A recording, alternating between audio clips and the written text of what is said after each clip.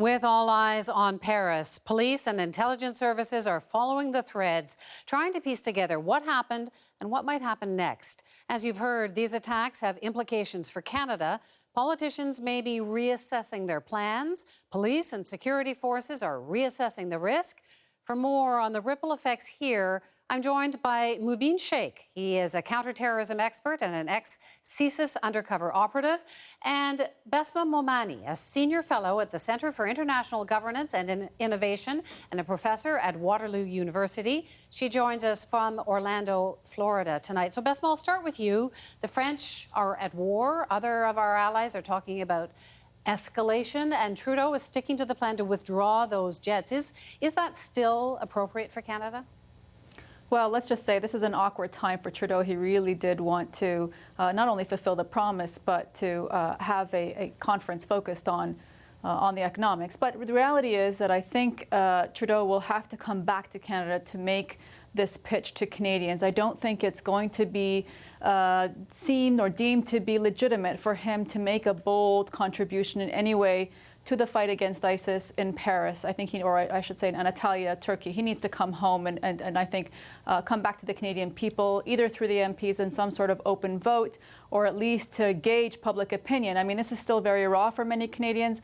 I don't know what the sentiment is. I do think that the military requirement of fighting ISIS is high, as well as some of the other countering violent extremism policies that need to be applied at home. So it's a multi-pronged approach that Trudeau will have to follow, but I think no announcements is probably wise until he comes home and really talks to the Canadian people. So Mubin calls on the Prime Minister to take a tougher approach, to keep perhaps those 6 jets bombing in Iraq and Syria.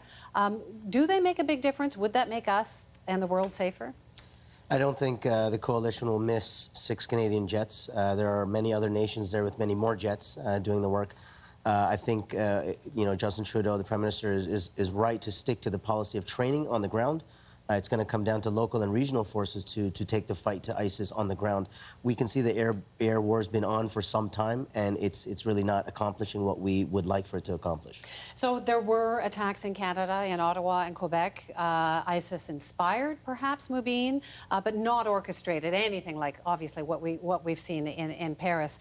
Does the level of organization there, does it suggest that there's something new happening, and should Canadians be more afraid? Is the threat getting closer?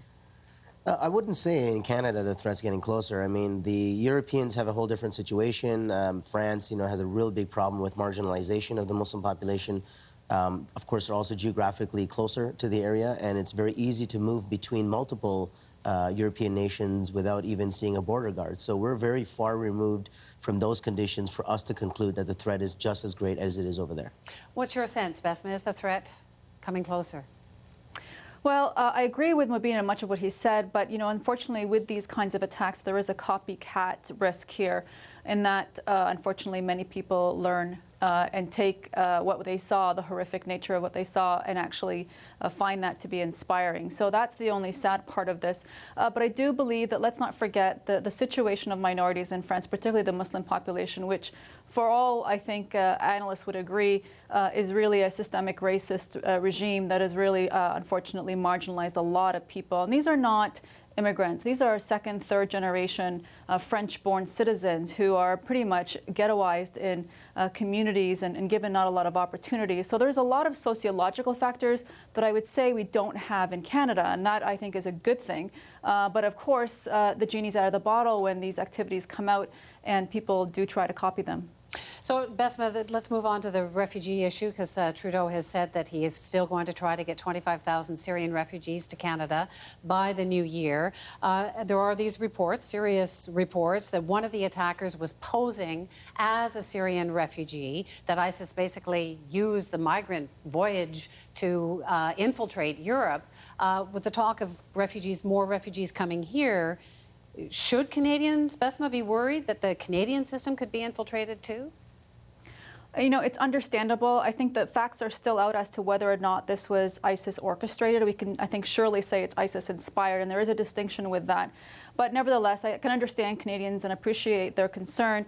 But let's not forget, we do put in much, harsher parameters and stricter parameters, because they do have to get on a plane and do have to have the kind of proper paperwork to come to Canada as refugees. Very different than the situation in France, where they're literally walking into France. But I would say also, let's not forget, we can use the kinds of demographic profile that I think is one that is low risk, whether it's families, couples with very young children, family reunification, so whereby they already have relatives in Canada, elderly, again, through a family reunification portal. And there are plenty of, unfortunately, women-led families, single moms with plenty of children. All of those can be high on our list. Not only are those, I think, the families that have a bright future in Canada, but also minimizes that risk that we're all afraid of.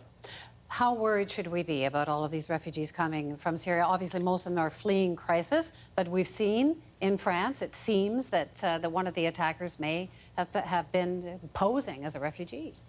Of course, the risk has been there. I was monitoring a lot of these ISIS accounts even last year when they were saying the exact same thing, that we are going to send people through these migrant convoys.